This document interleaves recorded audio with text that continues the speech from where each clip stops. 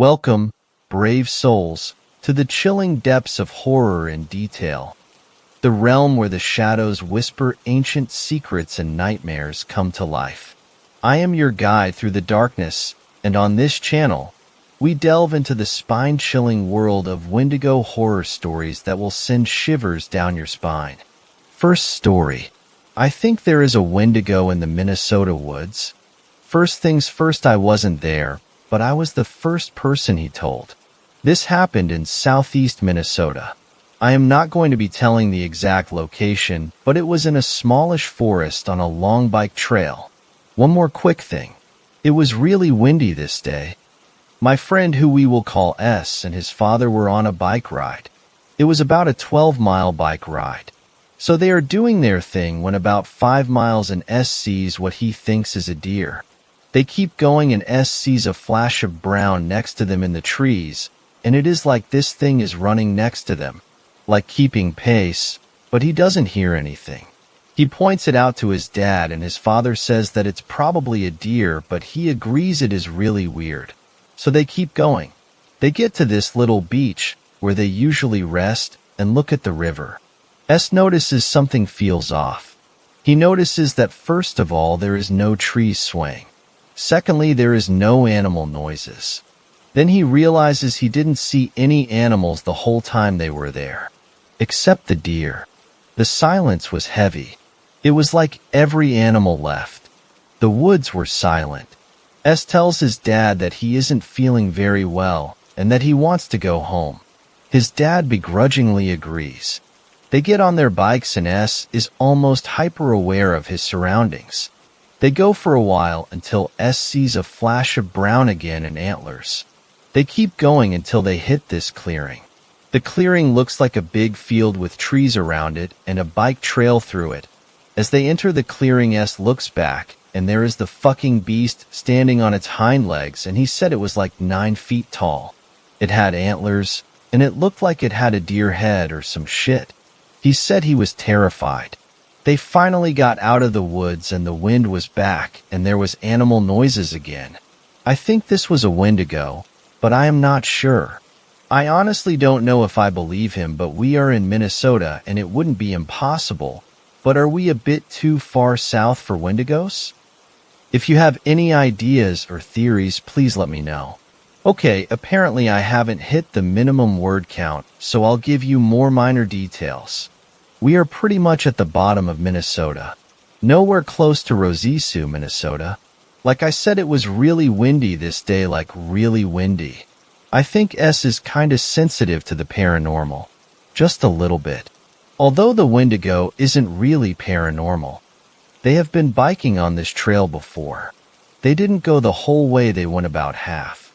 I think it is too short to be a Wendigo. Is it possible it is a skinwalker? I looked on a map, and the tribes that were in this area were the Dakota Sioux.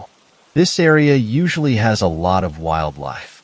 It was before noon when this happened.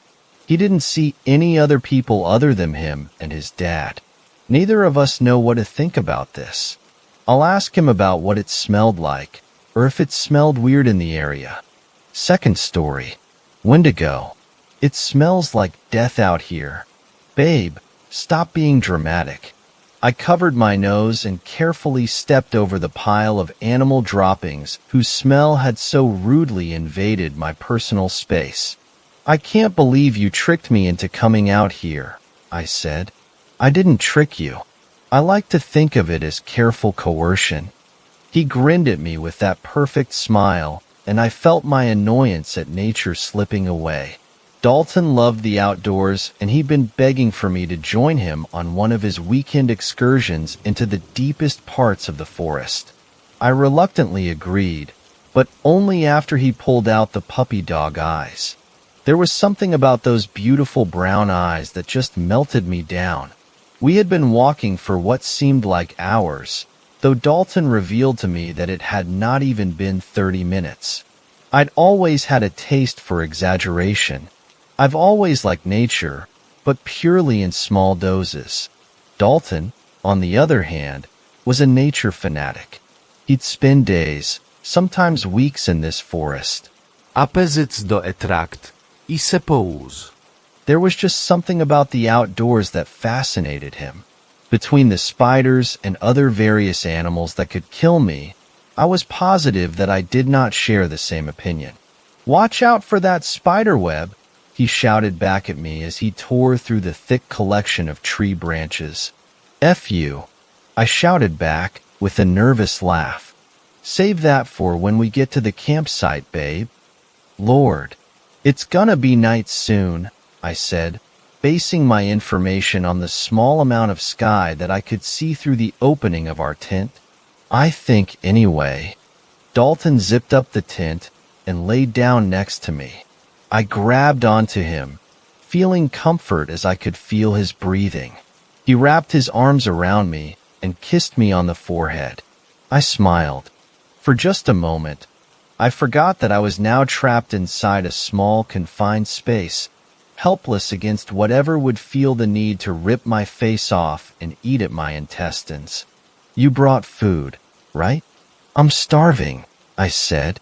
"If something eats me, I'd rather it have a full meal." Dalton chuckled. "Yes, I brought food. I hope the bears like trail mix."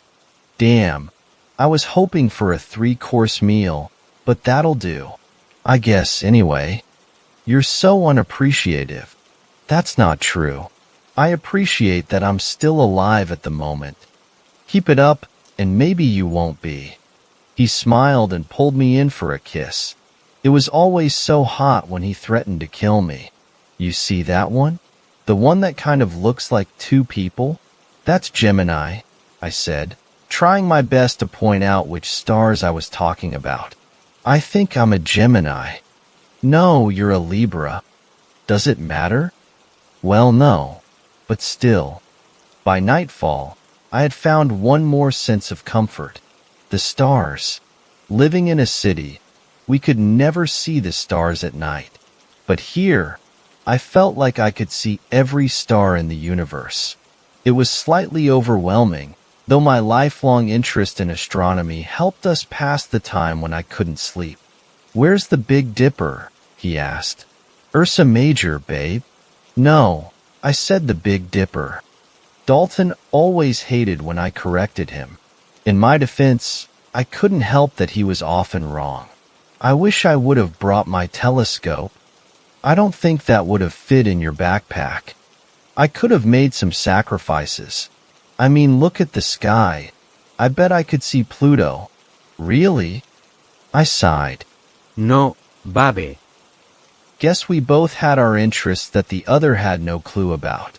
We scurried back into our tent about an hour later, when I saw a huge spider slowly making his way towards me. "It's only for a weekend," I kept telling myself. It didn't help. We had only been out in the forest since the afternoon, and it had already felt like I had spent my whole life swatting away insects and stepping over plants that I was convinced looked suspiciously too much like poison ivy. I tried my hardest, but the Sandman decided to skip me that night. He was probably shacking up with the Tooth Fairy. I guess I was too nervous to sleep, but at least I was able to feel comfort in Dalton's arms. I normally would have been annoyed by his snoring, but it was a familiar sound compared to the somewhat unnerving sounds of the forest. All the carnivorous animals stepping on twigs as they make their way to sink their teeth into my skin, and the sex-crazed mating calls of all the godforsaken insects that want to infect my blood with 1,000 parasites. I closed my eyes and tried to tune out the sounds of nature and focus on my husband's snoring. I chuckled a bit at the humor of that. I hated his snoring, yet here I loved it, and it seemed to be doing a great job of drowning out all the bugs and whatever else called this forest home. In fact, it seemed to be doing a little too well. I sat up and put my ear against the wall of the tent. Nothing. I couldn't hear anything but Dalton's snoring. It was as if everything in the forest just decided that it was time for a moment of silence for a fallen mosquito. I loved silence, but here it was simply unnerving. I tried to wake up Dalton, but he's such a deep sleeper that I would have needed some fireworks and an earthquake to wake him up. I grabbed my flashlight out of my bag and went outside the tent. Classic horror movie mistake. You idiot, I thought to myself, but I was curious. Outside the tent, it was pitch black. I looked up and the hundreds of stars that had once comforted me in this damn forest had been replaced by a covering of darkness. I froze. Fear? Shock? I don't know, but I couldn't move. The silence was deafening. At this point, even Dalton's snoring had disappeared.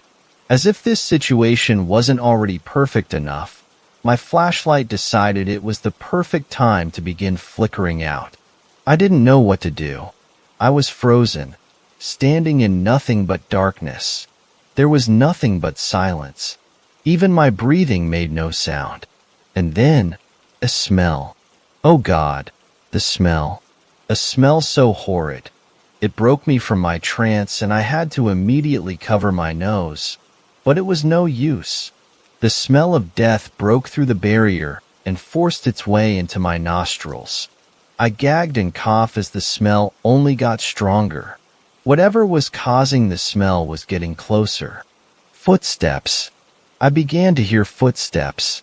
Loud footsteps. It sounded nothing like something walking through the forest. It sounded like walking on concrete. What the actual fuck is going on? I screamed, in my head of course. Occasionally, whatever was walking would step on a fallen tree branch and break it, pausing for a second before continuing its steady pace. My adrenaline rushed and I threw myself back into the tent and zipped up the door. I grabbed onto Dalton's hand, though it felt cold and lifeless. I looked at Dalton, and he appeared to be alive, just not moving. I held tighter onto his hand and threw my other hand over my mouth to hide my panicked breathing. The footsteps had gotten louder, and whatever was walking had increased its pace. My heart was beating faster than a bullet train, and the last thing I remember was hearing a deafening, high-pitched scream before I lost consciousness. "Babe? Babe, wake up," Dalton said as he shook me awake. I jumped up, hyperventilating and grabbing at Dalton. He threw his arms around me, and I began to feel calm again. "You were screaming in your sleep. I thought you were having night terrors." My breathing and heart rate began to slow down. Was it just a nightmare? No, it couldn't have been. It felt so real. He grabbed my arm, and I felt a burning sensation. I yanked my arm away and saw 3 large gashes going down my arm. "What the hell?" I said. "Damn, babe. You must have scratched yourself in your sleep." Did I? Did I really just dream all that crazy shit that happened? No, I couldn't have. I don't ever remember my dreams. Why would I remember that one? Am I just going crazy? Maybe the forest was just messing with my head. I'd heard a lot of stories about people going crazy after being in forests. I had never heard of it happening after just one afternoon, however. Though I guess there's a first time for everything. Dalton tossed my backpack at me. "Get yourself changed. I'm gonna go make breakfast." That sounds like one crazy-ass dream. No wonder you were screaming so much. It was terrifying. It felt so real. "Well, you don't have to worry anymore, babe. I'm here to protect you." I kissed him and listened to the sounds of the forest again. They were strangely comforting now. Maybe it was just your anxiety. You were pretty freaked out about coming to the forest. Maybe you were just freaking out so much that your brain decided to turn it into a dream? Is that how things work? Possibly. I chuckled and gave him another kiss. And another. And I won't go into too much detail as to what happened next. We spent that day headed north, making sure that we kept walking in the same direction, so we didn't lose our campsite. We saw a bear once and I almost lost control of my bowels. In case you were wondering, it didn't see us, or it would have done something similar. At least, it would have in my imagination. I'm tough as hell, you know? We got back to our campsite about 3 days later. Or at 6:30 that same day if you ask Dalton.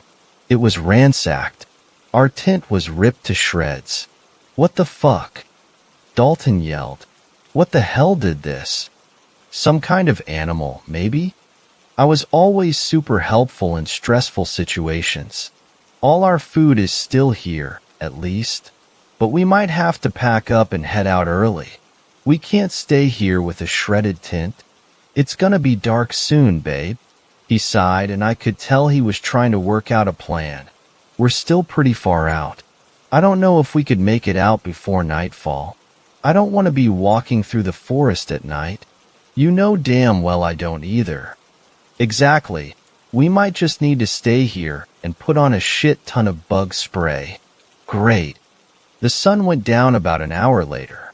We lit a fire and just sat up against a tree. I had wanted to carve our names into the tree, but Dalton told me that it would hurt the tree. I was still disappointed, though. Without a proper tent, we were pretty much forced to rough it outdoors for the night. We decided that we would just stay up through the night and head for home at the first sight of daylight. I wish I could say that our plan worked out like we expected it to. After an hour or two, the two of us had fallen asleep, only for us to be abruptly woken up by a loud bang. The fuck was that? I whispered, grabbing onto Dalton's hand. It was suddenly freezing, even though we were still sitting right next to the fire. A fire which had somehow not simmered down even after we stopped tending to it. How is the fire still going? Dalton asked. The forest answered with an ear-piercing screech. I covered my ears, but it didn't seem to help. It only lasted for a few seconds, but my ears kept ringing. I felt blood drip down into my mouth and looked up to see that it was coming from Dalton's ear. He said something about his eardrum busting, but I could barely hear him over the ringing in my own ears. I got up and looked around. I couldn't see anything. What could possibly make that sound?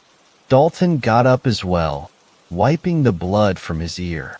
He grabbed me, and I faintly heard him say that we need to leave. Now.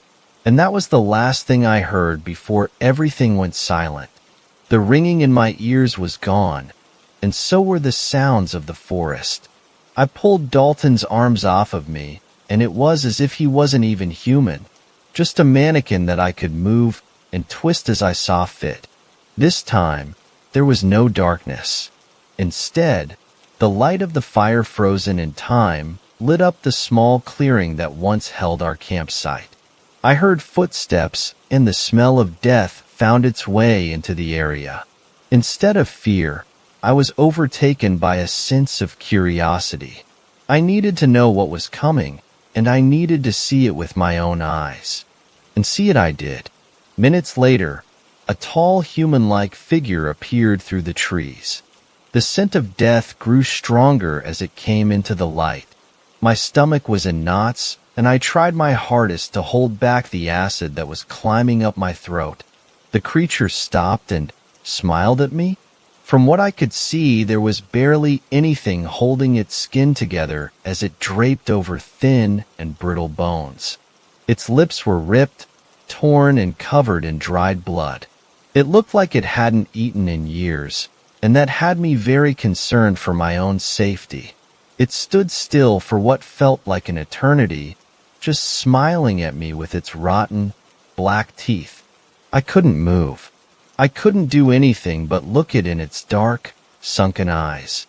It lifted a finger and pointed at me, still smiling.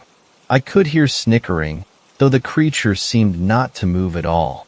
The laughing grew louder and louder until it was all I could focus on. And then it just stopped, and the creature disappeared. Sound slowly returned, and I could hear Dalton calling my name before my ears started ringing again. I turned to look at him, and he jumped. He grabbed his flashlight and shined it on my face. He told me there was something written on my forehead in what looked like blood. I went into my backpack and grabbed my small mirror. I sat by the fire and looked at my reflection, and there it was. On my face, written in blood. Wendigo. It seemed as if morning would never come. We waited for hours in the dark for the daylight, but found nothing but darkness. I was starting to hallucinate, seeing things that weren't there. Or were they? Dalton would catch me staring into the trees, looking at something. When he would ask what I was looking at, I couldn't answer. My vision started to get blurry. I was seeing white spots, and at some points, I just couldn't see it all. I could tell Dalton was starting to get worried. He started cutting through the trees and branches to make a path for us to get out of the forest, but it was no use. Every time we left, we would somehow end up back in the same clearing where the fire was still going, though neither of us had touched it in hours. Dalton's hearing was getting worse by the minute. I would call him, and he wouldn't respond until he happened to look at me and see that I was trying to talk to him. The bleeding had mostly stopped, but I was starting to get scared that he would lose his hearing permanently. What was most concerning, however, was the lack of sound. It wasn't anything like it was when that thing showed up, but it was still quiet. There were no bugs flying around, or any nocturnal creatures roaming about. The only sounds were the ringing in my ears and whatever sounds Dalton was making when he cut down trees. It had been like that for hours, and neither I nor Dalton could figure out why. We were too concerned about getting out of the forest. Well, at this point, only Dalton was. I had accepted a fate of being trapped in this forest until the sun came up, if it ever would. I laid down near the fire and rested my head on my arm. I watched Dalton effortlessly tear down trees, and I wished that he would join me by the fire. I called him, but he either didn't hear me or chose to ignore me in favor of escaping. I closed my eyes and let the warmth of the fire come over me. I realized that I was starving. Before long, I could feel my consciousness slipping away as I drifted into the sleep that I had been avoiding for hours. I woke up to the sun shining in my eyes from above the trees. The ringing in my ears had stopped, having been replaced by an intense, splitting headache. I felt lightheaded and sick to my stomach, like I had eaten too much. Strange, as I remember feeling completely starved as I fell asleep. I sat up and saw that the fire had finally gone out. I guess Dalton figured out some way to finally get it to. Dalton? Where's Dalton? I looked around and didn't see him anywhere. I called out his name and heard nothing in response but the chirping sounds of the forest.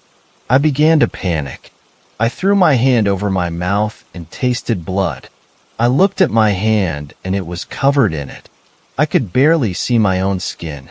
I looked at my other hand. Blood. Everywhere on me, there was blood. What the hell happened? I forced myself to my feet, though it was painful. My legs ached and I felt like vomiting.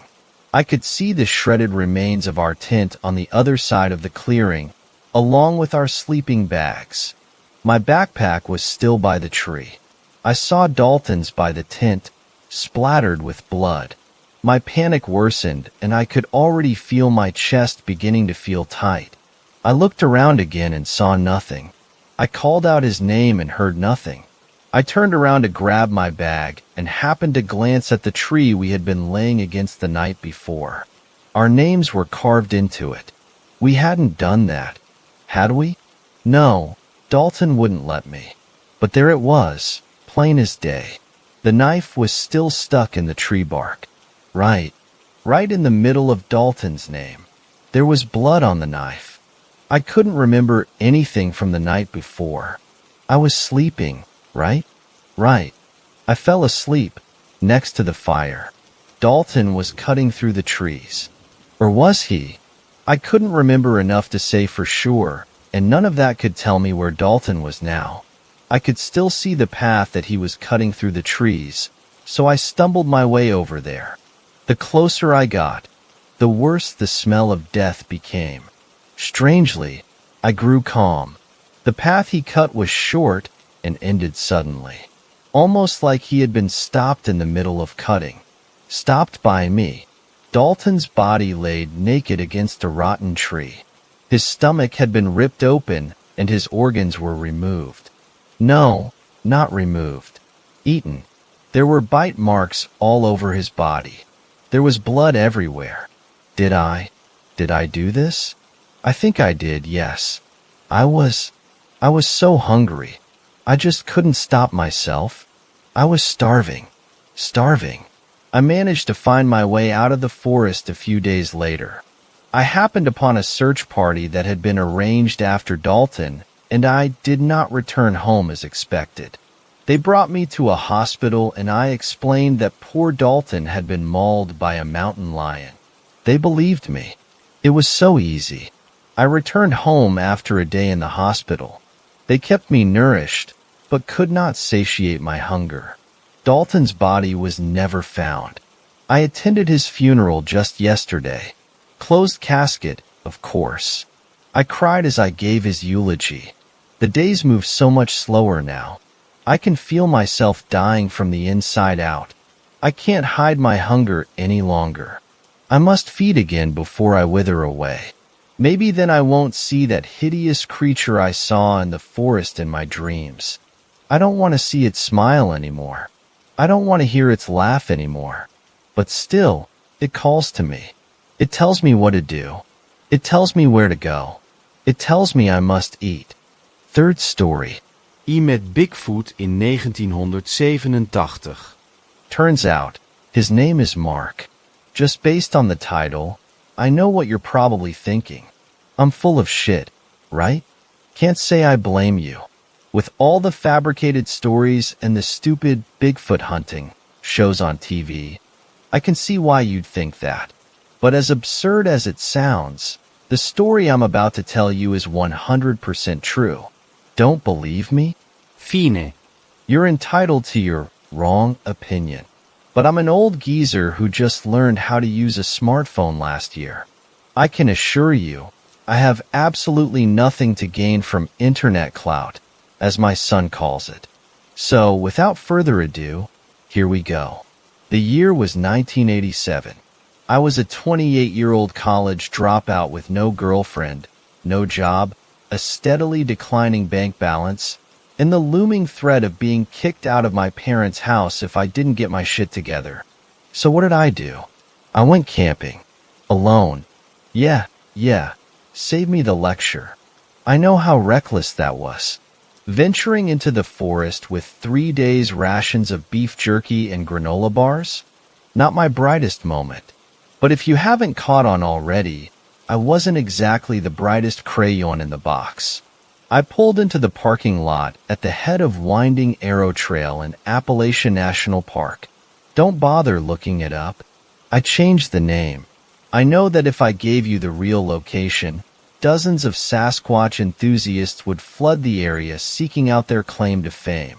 Well, tough luck.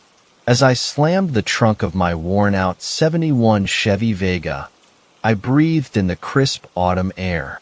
The leaves on the trees were a beautiful cocktail of reds and oranges and yellows. Birds of all kinds sang their songs, and bushy-tailed squirrels bounced along in search of acorns. I couldn't have asked for more perfect weather. I didn't sense anything out of the ordinary until about 4 hours into my hike. I was well into the forest, and even though I swore that I was alone, I couldn't shake the feeling that I was being watched. It was only then that I realized what a terrible mistake I'd made. I hadn't told anyone where I was going, I hadn't brought any weapons, and I had no way to call for help. If someone attacked me out there, I might never be found. It was cool out, but I was sweating bullets. And to make matters worse, suddenly, everything fell silent. No bugs buzzing, no birds chirping, no leaves rustling. Just total, all-encompassing silence. My heart pounded against my rib cage like a jackhammer. Thoughts of my family flashed through my head. What was I doing? I was a 28-year-old man, but I'd run away from home like an angsty teenager. My parents would never know what had become of me. A single tear trickled down my cheek at that realization. Then, I was snapped from my reverie by a sound. A bush was rustling less than 20 feet from me. I froze. The silence. The eerie ambience. My eyes grew wide as dinner plates. That usually only meant one thing. There was a big predator in the area, and I was about to come face to face with it. Suddenly, the bush stilled. Two luminescent, yellow eyes appeared amidst the leaves. My stomach dropped into my toes. We were stuck there, this thing and I, trapped in a sickening staring match. I can't even begin to describe the dread that consumed me in that moment. I thought that my life would end right then and there. But then, he emerged. A mountain of auburn fur towered over me.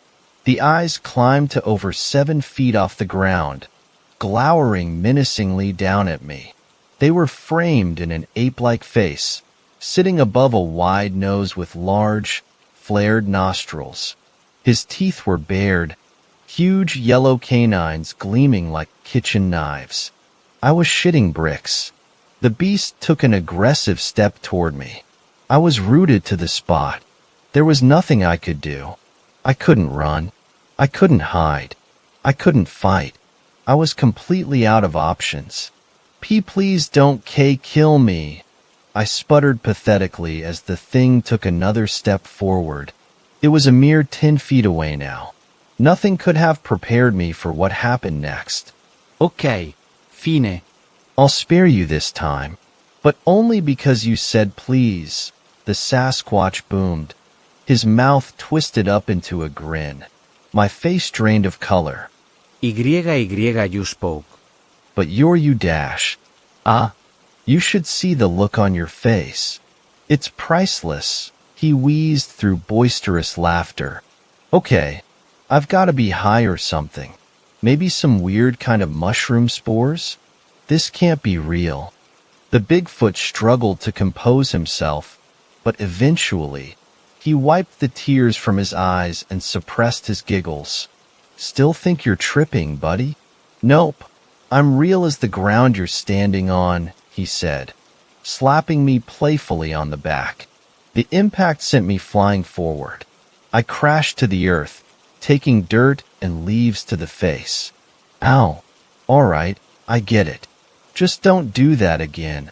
I whined, caressing my throbbing cheek. Sorry, man. Too strong for my own good, I guess. Here, I'll help you up, he offered, extending a massive, leathery hand to me. I reluctantly accepted it.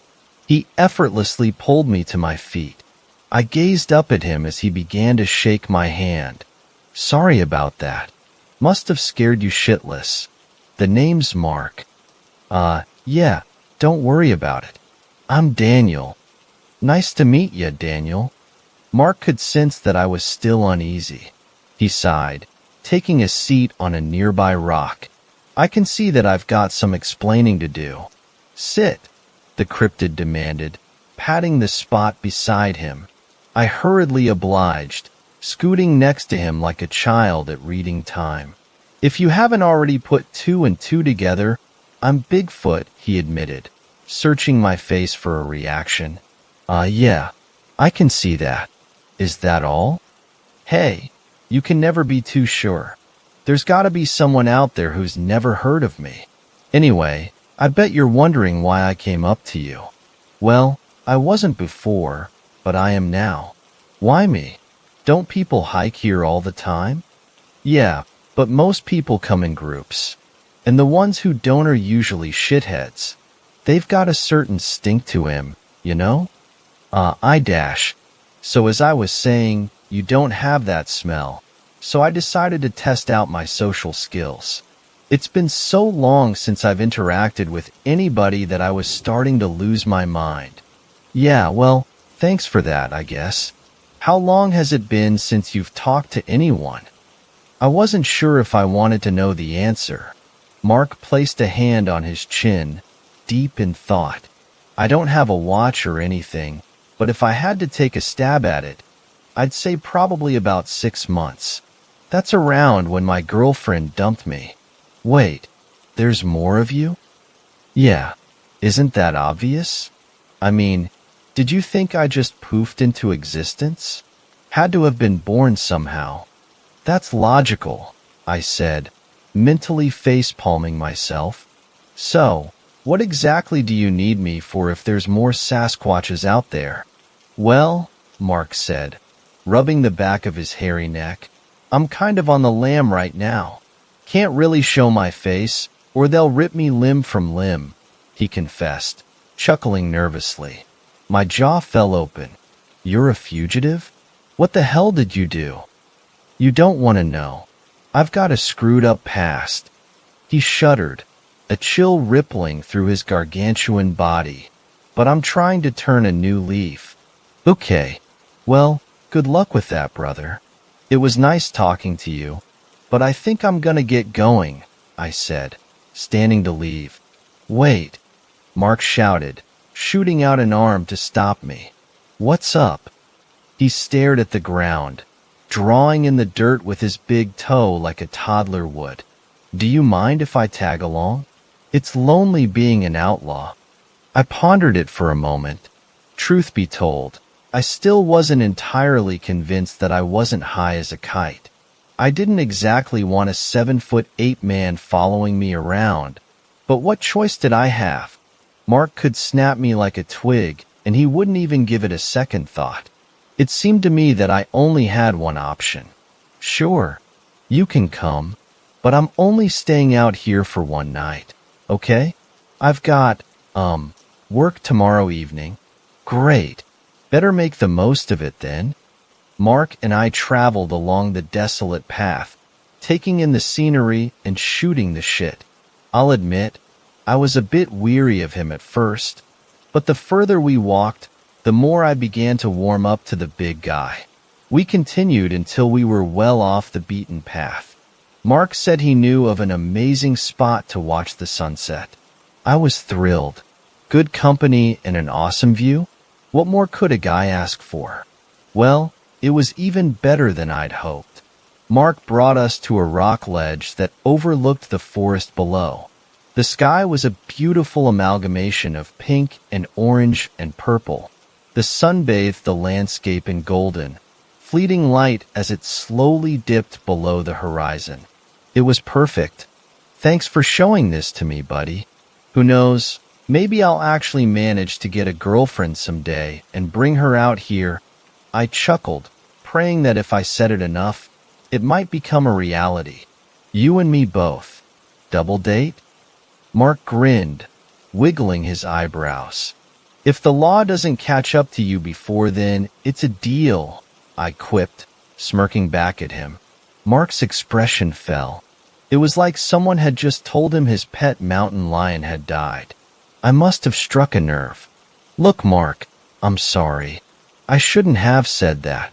It was stupid of me, I stammered, staring shamefully at the treetops below my dangling feet. It's fine. Let's go set up camp.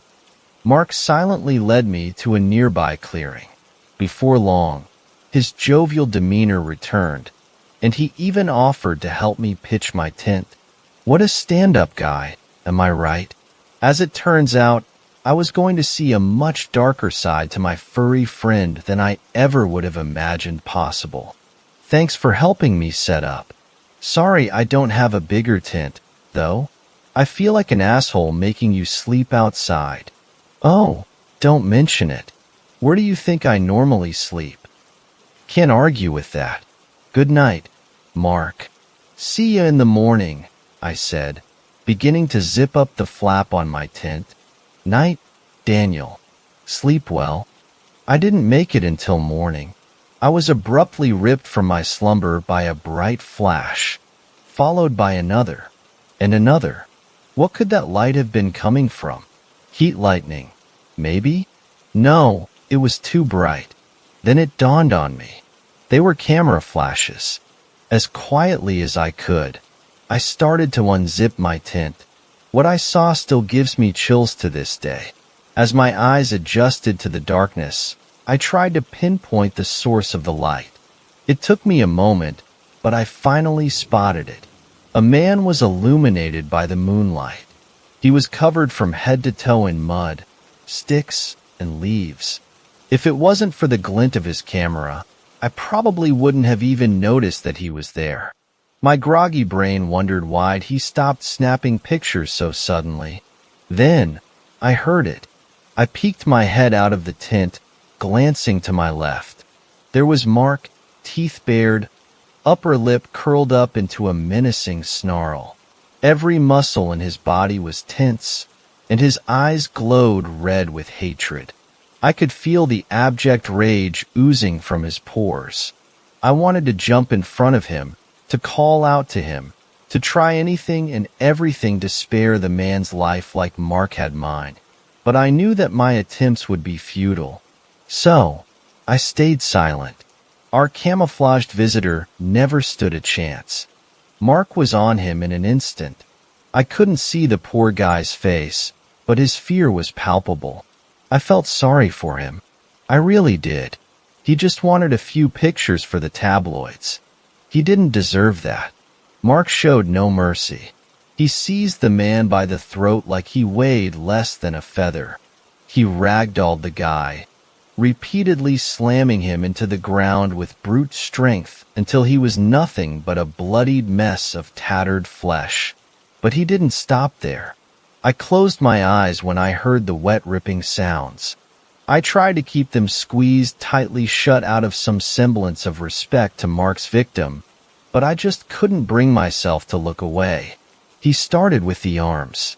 The man released the most agonized, soul-shattering shrieks that I've ever heard.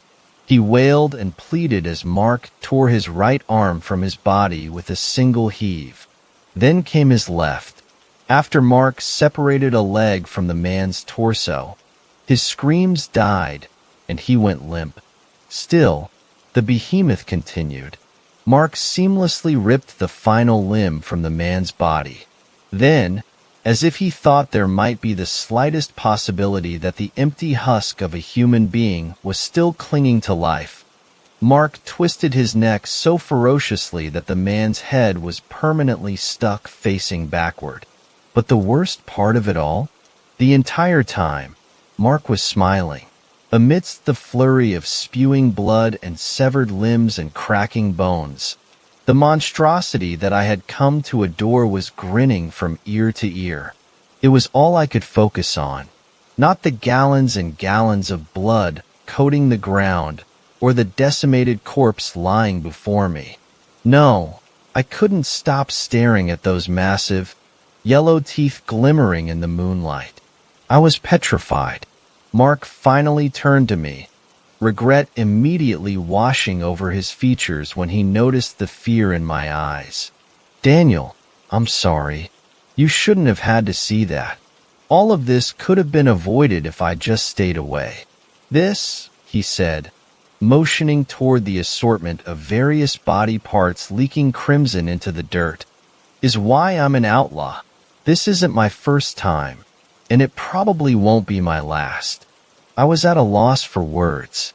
I racked my brain for anything to ease the situation, but the shock was overwhelming. All I could do was stare up at the beast and mumble incoherently, "I've caused enough trouble for you. Thank you for letting me tag along, Daniel. For what it's worth, you're a great guy." I'm sorry. "For everything." Mark wiped a tear from his cheek. He glanced back at me one last time as he dejectedly trudged into the foliage. And just like that, he was gone. Once he was completely out of sight, I scrambled to pack my things. Adrenaline surged through my system like a drug. No matter his intentions, Mark had turned that spot into a crime scene, and I refused to be pinned for the murder. I meticulously packed up my tent, scouring the area for any wrappers or fabric, anything that could be traced back to me. Once I was certain that I was in the clear, I booked it back to my car. It took hours, but I finally made it as the sun was cresting the horizon. This time, I didn't stick around to watch. I collapsed into the driver's seat and floored it back to my parents' house. I've never told anyone about that night, for obvious reasons. I was never named as a suspect, and I've made sure to stay far away from that trail ever since. This is a cautionary tale to all the Sasquatch hunters out there. Bigfoot is very real, and he's out there. But please, do not go searching for him. Some mysteries are better left unsolved. Fourth story. I saw the Wendigo when I was 12. I was about 12 years old when I saw a creature I never expected to be biologically possible. Before I start recalling this horrifying memory, I have to explain what I think I saw by telling a description of something really similar to it. The Wendigo is a creature from Native American folklore, usually resembling either a human with pointed teeth and dried blood covering its body, or a humanoid animal-like spirit with a deer skull-like head. It feeds on humans, due to it being a cannibal spirit. In 1659, there were reports of a humanoid creature with a skull-like head killing some of the people who originally founded America in the city of what is now New York. It eventually left, and what remained was an absolute bloodbath. The town I live in refuses to talk about this occurrence, and most have forgotten about it. But not me. Anyway, I'll get on with the story. I was walking home with my parents after a long day at the zoo. It was midwinter, so there was heavy snow all over the ground. I saw large footprints in the snow, shaped like those of a large bird. The only difference was the left toe was lifted off of the ground. I pointed this out to my parents, but they said it was probably just someone in a dinosaur costume having a prank. A snowstorm broke out 20 minutes after we set out, and I said to my parents, "We should be moving. This could be dangerous." My parents agreed, and we took shelter in a subway. My dad eventually went out to see if it was safe. We heard a low, reptilian growl, then the sound of bones snapping. We ran further down the subway, got into the train, and jumped out at the next station, which was very near our house. We shut the door, locked it, and I went straight into my bedroom. I shut the door, and just in case I closed the blinds and barricaded the door. Only something supernaturally strong could push that, right? I was terribly wrong when I thought that. I heard the front door smashing open and my mother screaming. Whatever just attacked my mom pushed my door open with ease. I then realized I had made a stupid mistake. I had only used light objects to barricade the door. The creature in front of me had armor on its head, resembling a deer skull, with a crack on its snout. Its yellow eyes with slit pupils stared at me, and I stared back. Its fur was stained with blood, and I saw it holding an arm I recognized as my own father's. The creature's gray figure began to move towards me. Without thinking, I grabbed a box and threw it at the creature. It fell backwards, and I realized I had the upper hand. I took the curtain rail off the wall and charged at the creature.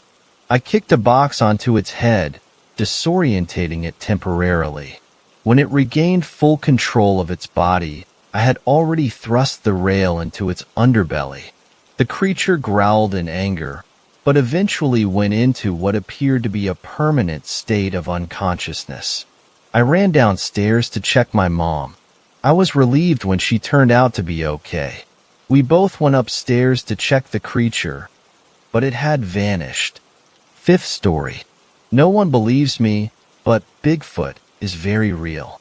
The anticipation was palpable as I finalized the purchase of my new hunting property deep in the rugged Texas wilderness. The land was untamed, teeming with game, and a thrill for any hunter like me. Little did I know that this new acquisition would lead to a horrifying encounter that would haunt me for the rest of my days. I quickly set up trail cameras throughout the dense forest, eager to get a sense of the wildlife on my new land. The first few weeks were uneventful, capturing images of deer, raccoons, and the occasional bear. But one crisp autumn morning, as I checked the latest trail camera photos, my excitement turned to unease. There, amidst the ordinary animal captures, was a picture that sent chills down my spine. It was a dark, massive figure, covered in fur, with a human-like face, staring with its gray, dead eyes directly into the camera. It was unmistakable, a Sasquatch, the legendary creature that had been whispered about in hushed tones by hunters and locals for generations. My heart pounded as I examined the photo over and over. Surely it was some weirdo in a costume, perhaps an inbred black bear? I kept making excuses as to what it was in order to comfort myself. I knew the consequences of sharing this with anyone. I'd be ridiculed, deemed a madman. Obviously, no one would believe me. So naturally, the need to prove what I had seen gnawed at me. Determined to find answers, I decided to venture into the woods with my loyal hunting dog, Max, by my side. The day was overcast, the forest eerily silent as Max and I hiked deeper into the woods. The anticipation weighed heavily on me. As excited as I may have been, I was terrified. Deep down, though, I figured I probably wouldn't even encounter it. Hours passed, and the sun began its descent. Just as I had given up hope, we heard it, a low, guttural growl, resonating through the trees. My hand instinctively went to the rifle slung over my shoulder. I signaled for Max to stay close, but the faithful dog growled, his hackles raised.